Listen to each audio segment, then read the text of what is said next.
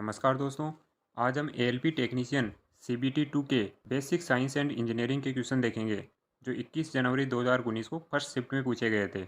और ALP technician के लिए सीबीटी 1 प्रीवियस ईयर के क्वेश्चंस आपको प्लेलिस्ट में मिल जाएंगे, वहाँ से जाके आप देख सकते हैं। अब इसका फर्स्ट क्वेश्चन देखते हैं। A cylindrical wire of length L and radius R has a resistance R. एक सिलेंड्रिकल वायर है इस तरह का, इसकी लेंथ एल है और इसकी रेडियस आर है और इसका रेजिस्टेंस क्या है, capital R. The resistance of another wire of same material but of twice its length and twice its radius. एक दूसरा वायर है जिसकी लेंथ 2 टाइम्स है इसके, मतलब 2L है, और रेडियस क्या है 2R। तो इसका रेजिस्टेंस मान लेते हैं आर डेस है। तो हमें आर डेस की वैल्यू निकालनी है कि वो आर की तुलना में कितने गुना ज़्यादा होगी। तो वायर का रेजिस्टेंस निकालने के लिए हम फॉर्मूला यूज़ करते हैं R equal to rho L divide by A. यहाँ पर रो है रजिस्टिविटी, एल है वायर की लेंथ और ए है cross section area. Cross section area ये वाला। अब फर्स्ट केस में लेंथ एल है और रेडियस आर है, तो हम इसके अंदर एल की जगह तो एल रखेंगे और इसमें रेडियस की जगह आर रखेंगे। तो एरिया क्या होता है पाई आर स्क्वायर, तो इसकी जगह पाई आर स्क्वायर रख दिया और आर की वैल्यू आर ही रखेंगे क्योंकि फर्स्ट केस में रेडियस आर ही है। तो R equal to rho L divide by pi R square. First एक इक्वेशन तो बन गई ये। अब सेकंड केस में लेंथ 2L है और रेडियस 2R है, तो लेंथ की जगह तो 2L रखेंगे और रेडियस की जगह 2R। तो लेंथ की जगह तो यहाँ पर 2L रख दिया L की जगह और R की जगह 2R रखेंगे, तो हमारे पास R डेस की वैल्यू आ जाएगी। अब हम R डेस इस वाली इक्वेशन को R इस वाली इक्वेशन से डिवाइड कर देंगे। तो R dash divide by R equal to 1 divide by 2। जब इसको डिवाइड करके और फिर काटा पीटी करेंगे तो 1/2 आएगा। तो R डेस की वैल्यू क्या आ जाएगी, R डिवाइड बाई 2। मतलब सेकंड केस में रेजिस्टेंस है वो फर्स्ट वाले केस के रेजिस्टेंस की तुलना में आधा होगा, तो R/2 सेकंड ऑप्शन। नेक्स्ट, ये क्वेश्चन भी इसी फॉर्मूले पर बेस है। The resistance of a uniform metallic conductor is. किसी भी मेटेलिक कंडक्टर का रेजिस्टेंस का फॉर्मूला क्या होता है, R equal to rho L divide by A. अब इसमें से कौन सा सही है, इन्वर्सली प्रोपोर्शनल टू लेंथ? नहीं, लेंथ के तो प्रोपोर्शनल होता है, नॉट इन्वर्सली। सेकंड ऑप्शन क्या कहता है, डायरेक्टली प्रोपोर्शनल टू एरिया? नहीं, एरिया के इन्वर्सली प्रोपोर्शनल होता है क्योंकि एरिया नीचे है। थर्ड ऑप्शन क्या कहता है, inversely proportional to its area? Area की इन्वर्सली प्रोपोर्शनल है, ये सही है ये ऑप्शन। और फोर्थ ऑप्शन क्या कहता है, inversely proportional to its electrical resistivity? Electrical resistivity की इन्वर्सली प्रोपोर्शनल नहीं है, इलेक्ट्रिकल रजिस्टी है रो, इसके तो डायरेक्ट प्रोपोर्शनल है। नेक्स्ट क्वेश्चन हीट का है। Identify the substance from the below having highest specific heat capacity. इन चार ऑप्शन में से सबसे ज़्यादा स्पेसिफिक हीट कैपेसिटी किसकी होगी? तो हीट के लिए एक फॉर्मूला होता है Q equal to M C delta T. यहाँ पर Q तो होता है हीट फ्लो रेट, M होता है मास, C होता है specific heat capacity and delta T होता है टेम्परेचर डिफरेंस। तो स्पेसिफिक हीट कैपेसिटी C की वैल्यू क्या होगी, Q divide by M delta T.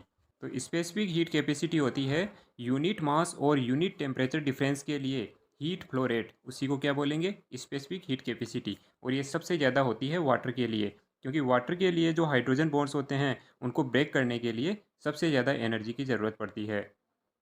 Next question है, if the unit has one or more moving parts the extreme positions of the moving parts are indicated इन।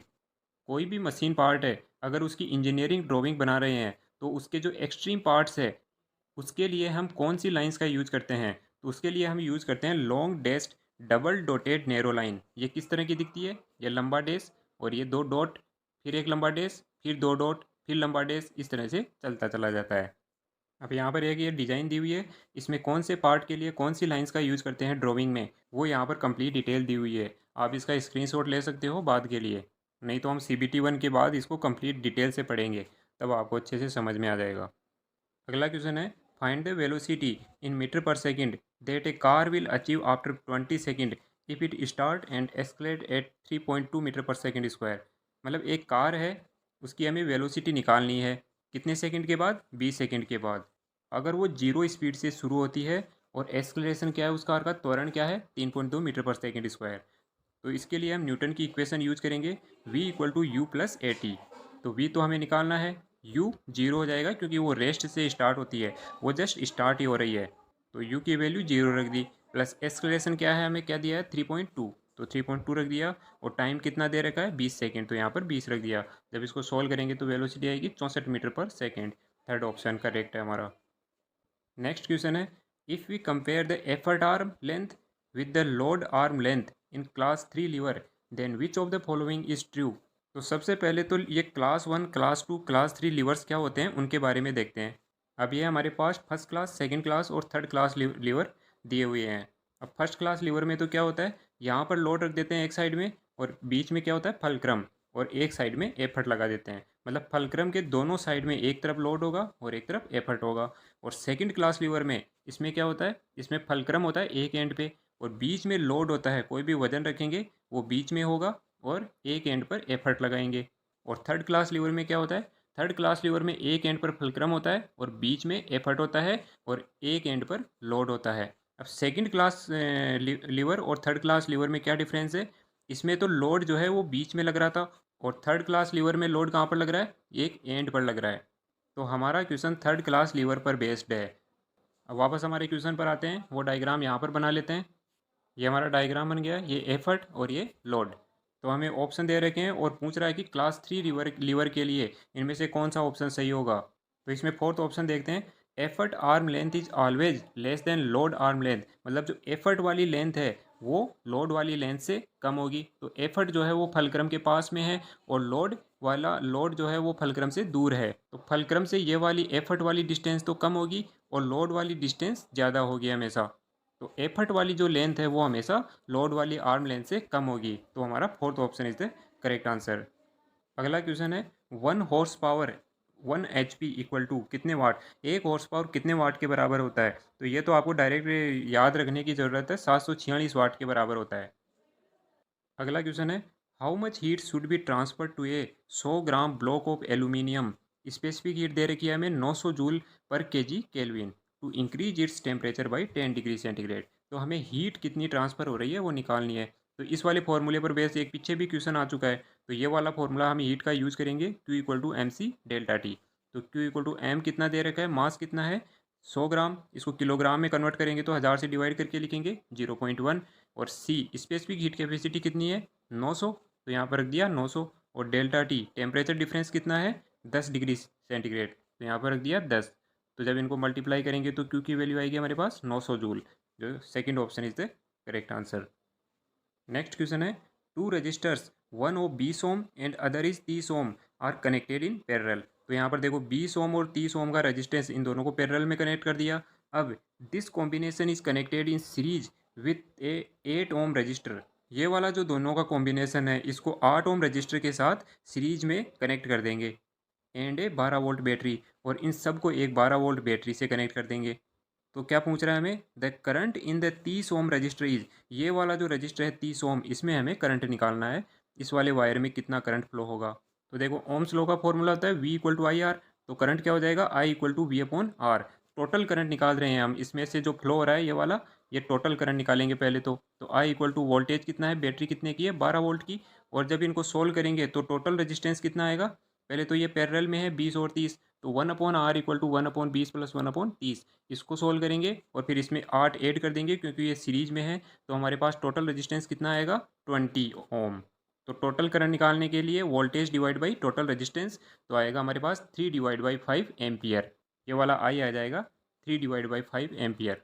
अब ये वाला current I यहाँ पर जाएगा और इन दोनों वायर के अंदर रेजिस्टेंस के हिसाब से बढ़ जाएगा थोड़ा थोड़ा, फिर आगे जाएगा और यहाँ पर वापस से जो है वो टोटल करंट जुड़ जाएगा। और 8 ओम में से कितना करंट फ्लो होगा, वो उतना ही होगा जहाँ पर जितना ये आई है। तो 8 ओम में से करंट फ्लो होगा आई। तो 8 ओम के ऊपर कितना वोल्टेज रहेगा, वी डैश मान लेते हैं। तो V dash V equal to I R. तो आई टोटल करंट कितना आया हमारे पास 3 डिवाइड बाई 5। तो यहाँ पर रख दिया 3 डिवाइड बाई 5, और रेजिस्टेंस कितना है 8। तो यहाँ पर 8 इक्वल टू जब मल्टीप्लाई करेंगे तो ये वी डैश इसके 8 ओम के रजिस्टर पर वोल्टेज कितना आएगा 24 डिवाइड बाई 5 वोल्ट। अब टोटल वोल्टेज कितना है 12 ओम।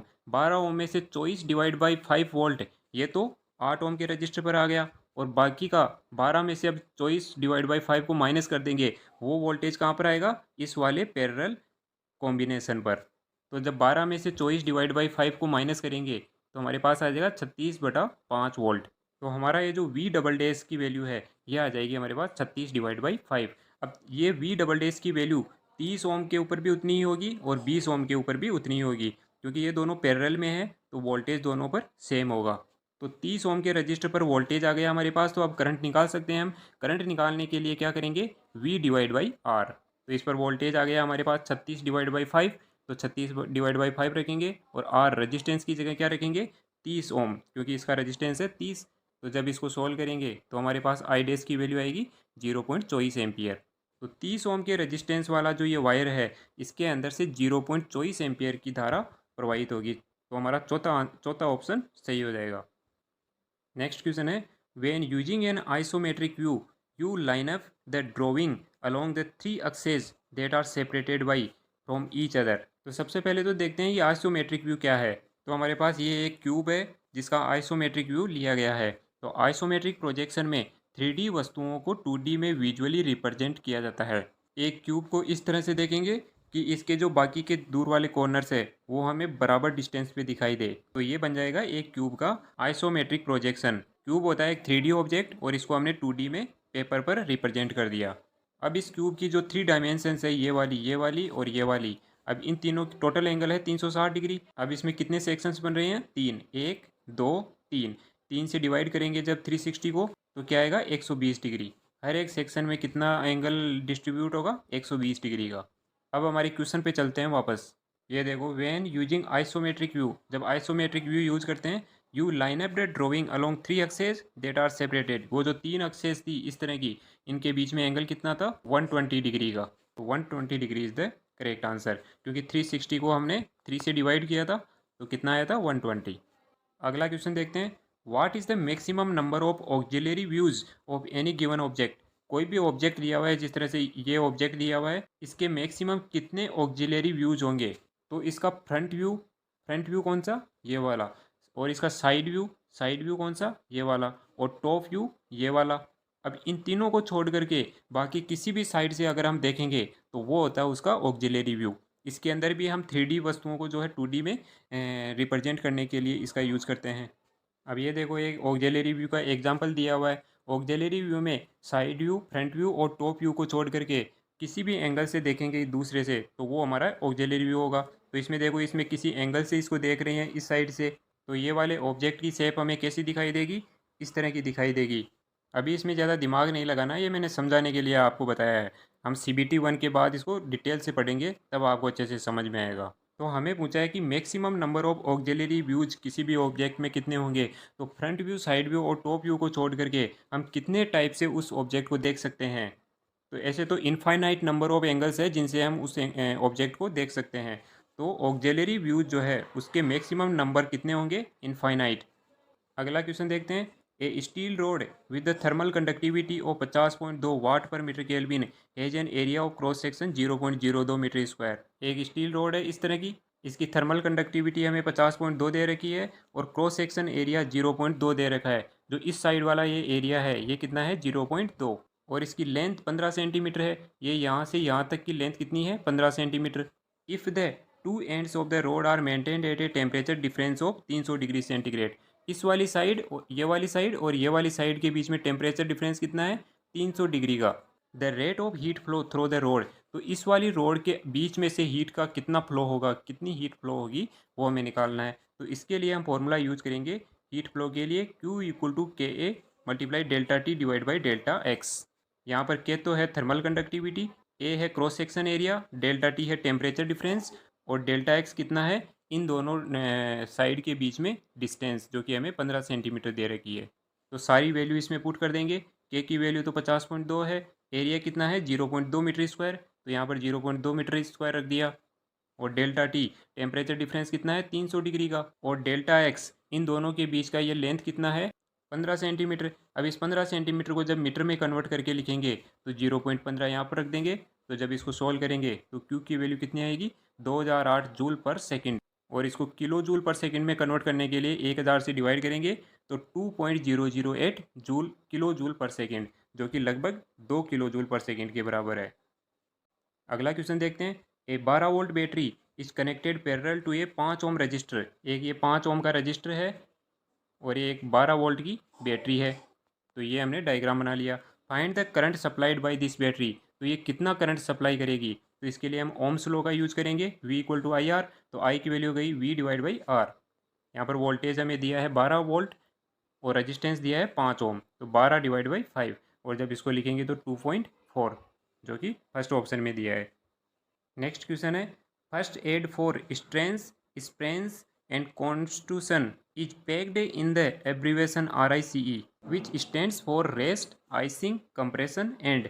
मतलब आर का मतलब तो रेस्ट दे दिया, आई का मतलब आइसिंग दे दिया और कंप्रेशन का मतलब सी। मतलब ये जो RICE है ये आपने फर्स्ट एड ट्रीटमेंट के बारे में सुना होगा, उसी से रिलेटेड है। तो इसमें आर का मतलब है रेस्ट, आई का मतलब है आइसिंग और सी का मतलब है कंप्रेशन। तो ई का मतलब क्या होगा, इसमें ई का मतलब होगा एलिवेशन। ये आपको रट लेना है। ये तो हो गया हमारे पास RICE की फुल फॉर्म। इसमें कभी कभी PRICE की फुल फॉर्म भी पूछ लेता है। इसमें पी का मतलब होता है प्रोटेक्शन और आर का मतलब रेस्ट, आई का मतलब आइस, कंप्रेस और एलिवेट। और एक होता है पुलिस, POLICE। इसमें पी का मतलब होता है प्रोटेक्शन, ओ का मतलब होता है ऑप्टिमल लोडिंग, आई का मतलब होता है आइस, सी का मतलब होता है कंप्रेशन और ई का मतलब होता है एलिवेशन। तो आपको RICE के साथ ये वाली दोनों फुल फॉर्म भी याद रखनी है। अगला क्वेश्चन है 77 degree Fahrenheit is equal to 77 degree Fahrenheit जो है इनमें से कितने डिग्री सेंटीग्रेड के बराबर होगा। तो इसको कन्वर्ट करने के लिए हम एक फॉर्मूला यूज़ करते हैं, degree centigrade divide by 5 equal to F-32 divide by 9। अब इसमें हमें डिग्री सेंटीग्रेड फ़ारेनहाइट में दे रखा है 77, तो F की जगह तो हम रखेंगे 77 और जब इसको 77 रख के सोल्व करेंगे तो डिग्री सेंटीग्रेड की वैल्यू आएगी 25 डिग्री सेंटीग्रेड। ये अगला क्वेश्चन फिर से लीवर के ऊपर है। ए बियरिंग और other devices is needed to hold the beam in dash levers. मतलब हमें बियरिंग और अदर डिवाइसेज की ज़रूरत पड़ती है बीम को किस तरह के लीवर में होल्ड करने के लिए। तो इसका करेक्ट आंसर होगा क्लास 3। क्लास 3 लीवर के बारे में हमने देख लिया था और भी इसके बहुत सारे एग्जाम्पल देखेंगे CBT 1 के बाद। अभी तो आपको आइडिया रखना है कि किस तरह के क्वेश्चन इसमें आते हैं। अगला क्वेश्चन देखते हैं, which meter is use for the measurement of heat. Heat को मेजर करने के लिए किस इंस्ट्रूमेंट का यूज़ करते हैं। एनर्जी मीटर, एनर्जी मीटर से तो एनर्जी मेजर करते हैं। कैलोरी मीटर से हीट का मेजर करते हैं। एम मीटर से करंट मेजर करते हैं और वाट मीटर से क्या मेजर करते हैं, पावर। तो हमें हीट के लिए पूछा है तो हमारा आंसर क्या हो जाएगा, कैलोरी मीटर, सेकेंड ऑप्शन।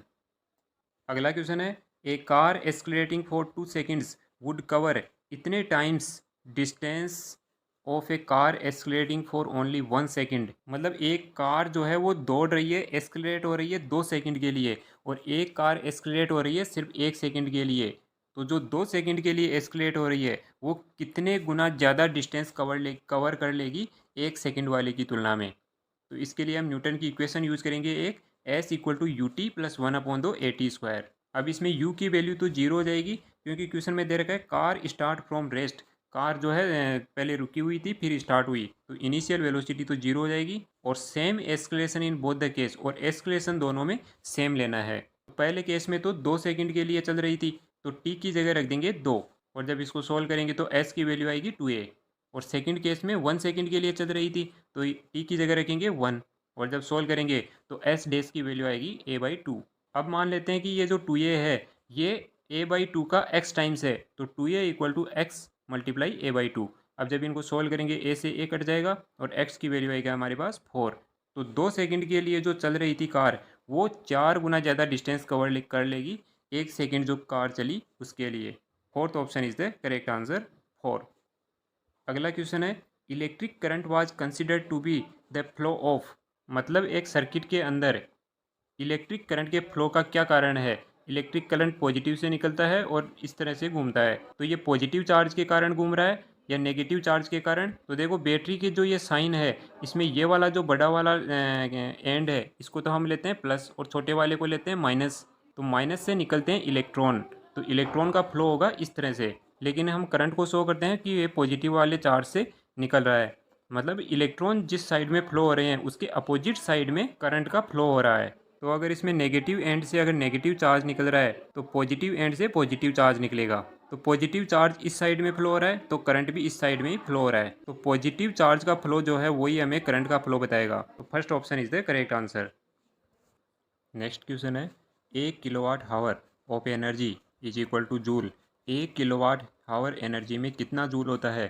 तो 1 kWh लिखेंगे और इसमें किलो को उठाएंगे पहले तो के का मतलब होता है 1000 10⁻³ और हावर का मतलब क्या होता है, हावर को उठाएंगे तो इसको सेकंड में कन्वर्ट करेंगे।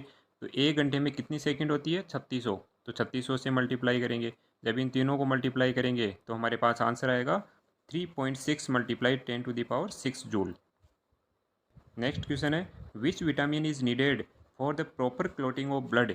ब्लड की क्लोटिंग कौन सा विटामिन करवाता है? तो विटामिन के ब्लड की क्लोटिंग करवाता है। और विटामिन ए का क्या काम होता है? इसका काम होता है नॉर्मल विजन और इम्यून सिस्टम को इंक्रीज करना। और विटामिन ई का क्या काम होता है? इसका काम होता है protecting you from oxidative stress and support immune system.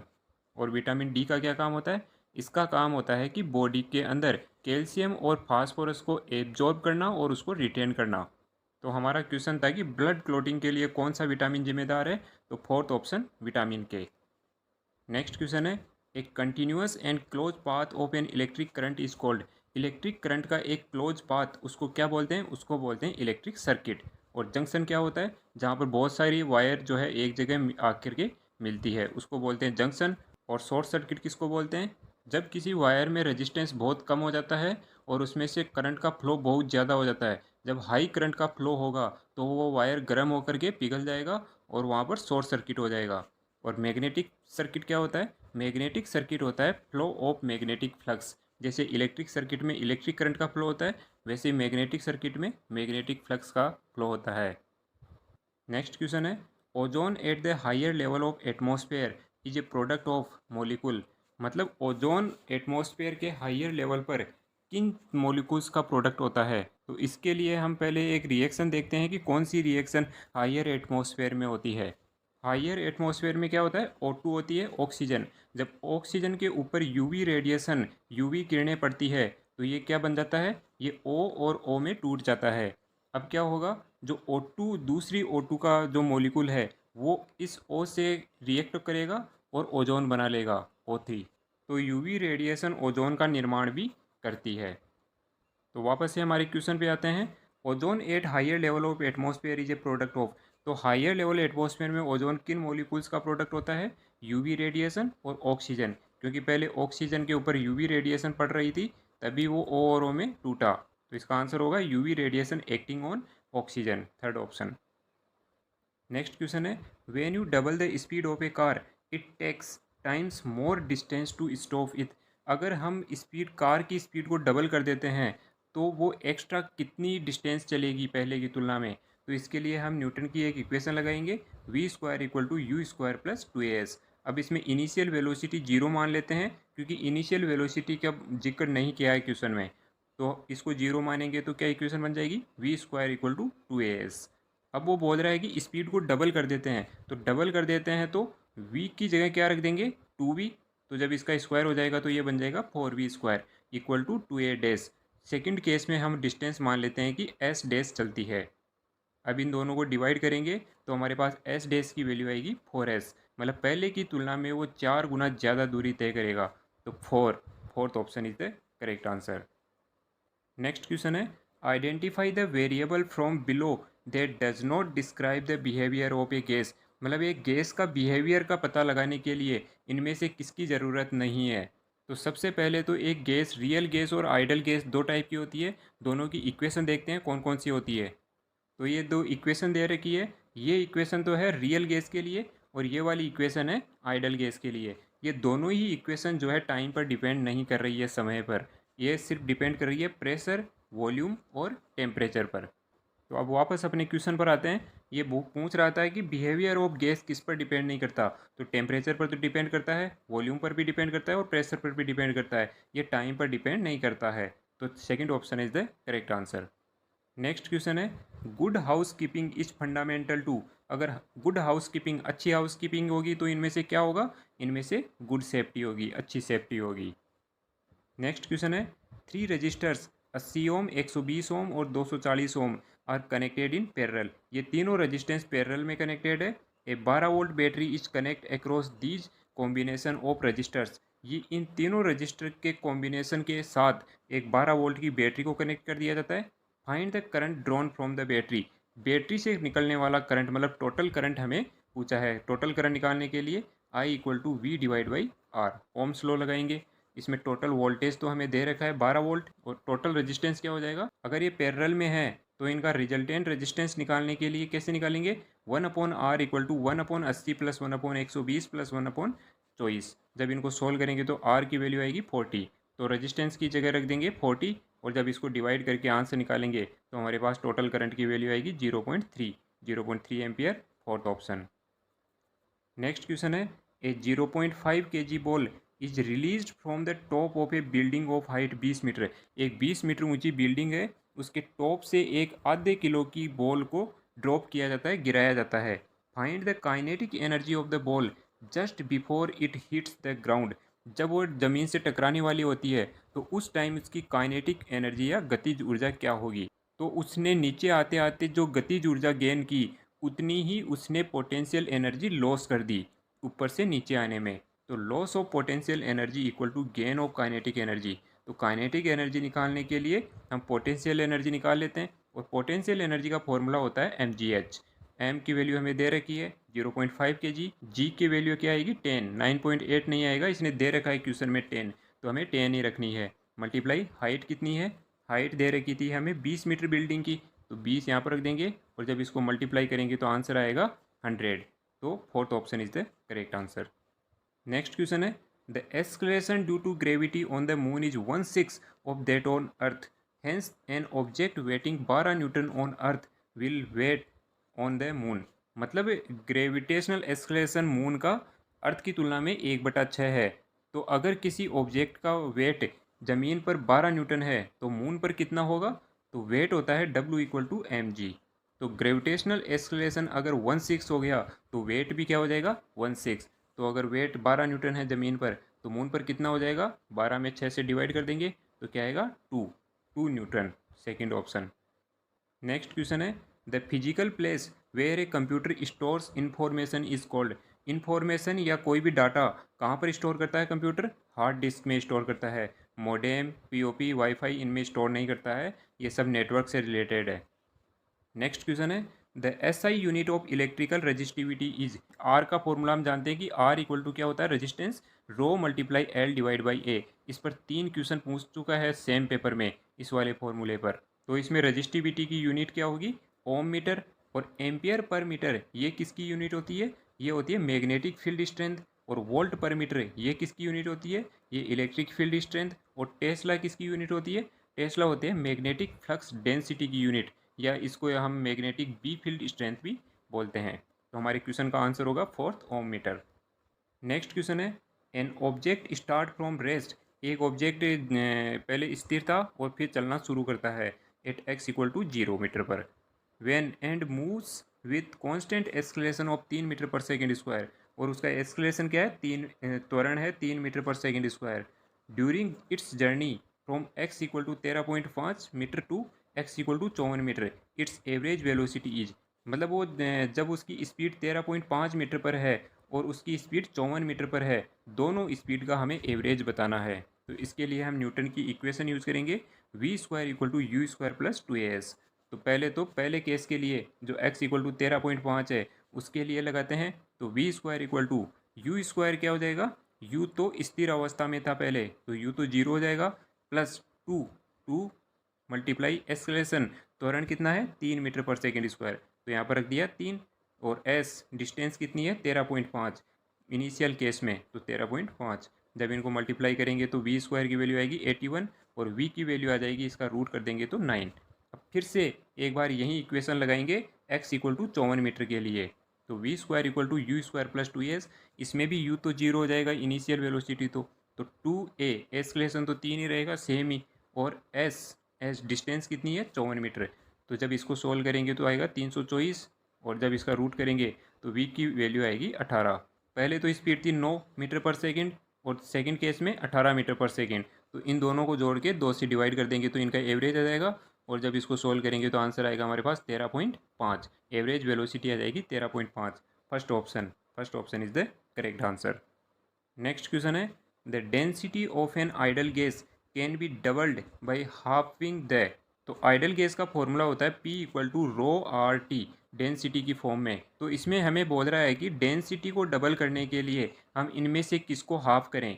तो डेंसिटी को डबल करने के लिए प्रेशर को तो डबल करना पड़ेगा, तो ये तो प्रेशर वाला तो गलत हो जाएगा, इसको हाफ नहीं करना है। और डेंसिटी को डबल करने के लिए टेम्परेचर को हाफ करना पड़ेगा, क्योंकि ये इन्वर्सली प्रोपोर्शनल है, तो टेम्परेचर एब्सोल्यूट टेम्परेचर को हाफ करना पड़ेगा। Fourth option is the correct answer. Next question है, the ratio of resistance to overcome to effort applied मतलब रेजिस्टेंस टू ओवरकम और एफर्ट, इन दोनों का रेशियो को हम क्या बोलेंगे, तो इसको बोलते हैं हम मैकेनिकल एडवांटेज। मैकेनिकल एडवांटेज का फॉर्मूला होता है load divide by effort. Next question है, a 100 gram ball is kept on the top of a building of 70 meter height. एक बिल्डिंग की हाइट 70 मीटर है और उसके टॉप पर हम 100 ग्राम की एक बॉल रख देते हैं। Find the potential energy of the ball. तो बॉल की पोटेंशियल एनर्जी मतलब स्थितिज ऊर्जा हमें निकालनी है। तो पोटेंशियल एनर्जी का फॉर्मूला होता है mgh। यहाँ पर हमें m की वैल्यू तो दे रखी है कितनी, 100 ग्राम। इसको किलोग्राम में कन्वर्ट करके लिखना पड़ेगा। तो किलोग्राम के लिए 1000 से डिवाइड करेंगे तो 0.1। और जी की वैल्यू हमें दे रखी है एक्सलेशन 10, तो 10 रख देंगे। और हाइट कितनी है बिल्डिंग की, 70 मीटर, तो यहाँ पर रख देंगे 70। और जब इन तीनों को मल्टीप्लाई करेंगे तो पोटेंशियल एनर्जी कितनी आएगी, 70 joule. Third option is the correct answer. Next question देखते हैं, dash is the most common way of connecting computers on a network with a wired connection. मतलब वायर के थ्रू एक कंप्यूटर को दूसरे कंप्यूटर से जोड़ने के लिए इनमें से किसका यूज़ करते हैं, इसमें यूज़ करते हैं ईथरनेट का। वाईफाई में तो वायर की ज़रूरत ही नहीं पड़ती, इंटरनेट में भी वायर की ज़रूरत नहीं पड़ती। लोकल एरिया नेटवर्क में वायर से कनेक्ट करते हैं, लेकिन लोकल एरिया नेटवर्क एक कंप्यूटर्स का, बहुत सारे कंप्यूटर्स का नेटवर्क है एक लोकल एरिया में। लेकिन हमें कंप्यूटर्स को कनेक्ट करने वाले उस कनेक्शन का नाम पूछा है, तो उस कनेक्शन का नाम तो ईथरनेट होगा। तो Ethernet is the correct answer. Next question है, identify which of the below is not a class 3 lever. इनमें से क्लास 3 लीवर कौन सा है। इस क्लास 3 लीवर पर बहुत सारे तीन, ये थर्ड क्वेश्चन है इसी सेम पेपर में। तो देखते हैं इनको एक एक करके और क्लास 3 लीवर कौन सा नहीं है वो पता लगाते हैं। तो सबसे पहले तो देखते हैं ये व्हील बैरो। व्हील बैरो क्या होता है, इस तरह से एक लोड रख लेते हैं, कोई भी सामान रख लेते हैं ट्रॉली में और इस तरह से पकड़ के लेके जाते हैं। और एक नीचे ये टायर होता है, टायर को इस ये होता है फलक्रम, और बीच में लोड लग गया और इसमें साइड में इधर फोर्स एफर्ट लग गया। तो इस तरह से अगर लोड बीच में और एक एंड पर एफर्ट लगता है और एक एंड पर फलक्रम होता है तो इसको बोलते हैं हम क्लास 2 का लीवर है। और हमें पूछा था कि क्लास 3 लीवर कौन सा नहीं है, तो ये वाला व्हील बैरो जो है वही क्लास 3 लीवर नहीं है। और इसके दूसरे ऑप्शंस भी देख लेते हैं, जैसे ये हॉकी स्टिक है। हॉकी स्टिक को जब हम पकड़ेंगे हाथ से तो यहाँ पर तो रहेगा फलक्रम जब हाथ से पकड़ेंगे, और यहाँ पर लगेगा एफर्ट बीच में और यहाँ पर लगेगा लोड। तो लोड एक एंड पर है, फलक्रम एक एंड पर और बीच में एफर्ट, तो ये क्लास 3 का लीवर हो जाएगा। और एक ऑप्शन में था स्टेपलर, स्टेपलर को भी देख लेते हैं। स्टेपलर जो है यहाँ पर पिवोटेड होता है, तो ये पिवोट तो किसका काम करेगा, फलक्रम का। और यहाँ पर लगाएंगे हम एफर्ट और यहाँ पर क्या लगेगा, लोड। तो एफर्ट जो है वो बीच में आ रहा है और एक साइड में लोड आ रहा है और एक साइड में फलक्रम आ रहा है, तो ये भी क्लास 3 का लीवर है। अब देखते हैं एक ट्वीजर, मतलब इस तरह की एक चिमटी होती है, इसमें यहाँ से किसी चीज़ को पकड़ते हैं तो पकड़ते हैं, ये तो काम करेगा फलक्रम का क्योंकि यहाँ पर एक हिंज की तरह दिख रहा है ये। और बीच में लगेगा एफर्ट और यहाँ पर लगेगा लोड, कोई भी चीज़ को पकड़ेंगे तो उसका लोड लगेगा। तो एक साइड में लोड है, एक साइड में फलक्रम है और बीच में एफर्ट है, तो ये भी क्लास 3 के लीवर की तरह काम कर रहा है। अगला क्वेश्चन देखते हैं, ए या an dash view an orthographic view that is projected onto any plane other than the frontal, horizontal और प्रोफाइल प्लेन। मतलब फ्रंटल, हॉरिजॉन्टल और प्रोफाइल प्लेन को छोड़ करके किसी भी एंगल से हम किसी ऑब्जेक्ट को देखेंगे तो उस व्यू को हम क्या बोलेंगे, उसको बोलेंगे ऑक्सिलरी व्यू। इस पर हम पहले ही बात कर चुके हैं। अगला क्वेश्चन देखते हैं, dash are those dimensions that should not necessarily appear on the drawing. तो इनमें से कौन सी डायमेंशन जो है वो ड्राइंग में डालना ज़रूरी नहीं है। तो इसमें देखो सबसे पहले तो फंक्शनल डायमेंशन। फंक्शनल डायमेंशन क्या होती है, जहां मशीन के पार्ट्स मशीन के फंक्शंस में पार्टिसिपेट करे। तो जैसे इंटरनल डायामीटर हो गया, ये यहाँ पर इंटरनल डायामीटर हो गया, तो ये सब फंक्शनल डायमेंशंस है। और ऑक्सिलरी डायमेंशंस क्या होती है, ऑक्सिलरी डायमेंशंस होती है कि फ्रंट, टॉप और साइड व्यू को छोड़ करके किसी भी एंगल से अगर ऑब्जेक्ट को देखते हैं और उसको हम ड्राइंग में शो कर देते हैं तो वो होती है ऑक्सिलरी डायमेंशन। देखो ऑक्सिलरी डायमेंशन को हम ड्राइंग में शो ना ही करें तो बेटर है, क्योंकि हमें पता ही नहीं लगेगा कि कौन सी डायमेंशन किधर जा रही है। ऐसी इनफाइनाइट नंबर ऑफ डायमेंशंस बन जाएगी जिससे ड्राइंग में एक तरह से कचरा फैल जाएगा और हमें ड्राइंग के पार्ट्स आइडेंटिफाई करने में ही दिक्कत हो जाएगी। इसलिए ऑक्सिलरी डायमेंशंस को हम ड्राइंग में शो नहीं करते हैं। और नॉन फंक्शनल डायमेंशंस क्या होती है, नॉन फंक्शनल जैसे आउटर डायमीटर हो गया। आउटर डायमीटर को हम थोड़ा सा इंक्रीज या थोड़ा सा डिक्रीज कर दें तो कोई फ़र्क नहीं पड़ने वाला है, मशीन के फंक्शंस में कोई फ़र्क नहीं पड़ेगा। तो ये इनको बोलते हैं नॉन फंक्शनल डायमेंशंस। और ऑब्जेक्ट डायमेंशंस क्या होती है? ऑब्जेक्ट डायमेंशंस होती है जैसे आउटर डायमेंशंस, ऑब्जेक्ट की कितनी हाइट है, कितनी लेंथ है, कितनी विड्थ है, ये सब ऑब्जेक्ट डायमेंशंस में आते हैं। तो वापस हमारे क्वेश्चन पे आते हैं। तो इनमें से कौन सी डायमेंशन जो है वो ड्राइंग में डालनी ज़रूरी नहीं है? तो ऑक्सिलरी डायमेंशन को ड्राइंग में डालना ज़रूरी नहीं है, क्योंकि ड्राइंग में ये इस तरह की डायमेंशंस बहुत सारी हो जाएगी, इसलिए इतनी डायमेंशंस के बीच अच्छे से ड्राइंग दिखेगी ही नहीं, इसलिए हम ऑक्सिलरी डायमेंशंस को ड्राइंग में शो नहीं करते हैं। नेक्स्ट क्वेश्चन है, when you convert 1 inch from British to SI unit it becomes dash centimetre. मतलब सीधे सीधे पूछ रहा है कि 1 इंच में कितना सेंटीमीटर होता है? 1 इंच में होता है 2.54 सेंटीमीटर। अगर आप भूल भी जाओ कभी तो ये स्केल ध्यान रखना, आपने बचपन से यूज़ कर रहे हैं। स्केल 15 सेंटीमीटर की होती है और इसमें 6 इंच होते हैं एक साइड में, तो 15 सेंटीमीटर जो है वो 6 इंच के बराबर होते हैं। तो 1 इंच कितने सेंटीमीटर के बराबर होगा? 15 को 6 से डिवाइड कर देंगे तो कितना आएगा? 2.5 ऐसे लगभग कुछ आएगा। तो हमारे क्वेश्चन में 1 इंच कितने सेंटीमीटर के बराबर हो जाएगा? 2.54। First option is the correct answer. तो ये हमारा लास्ट क्वेश्चन था और इस सीरीज में हम सभी CBT 2 के क्वेश्चंस आए हुए देखेंगे आगे की वीडियोज़ में। तो if you like this video please like share and subscribe our channel. Thank you.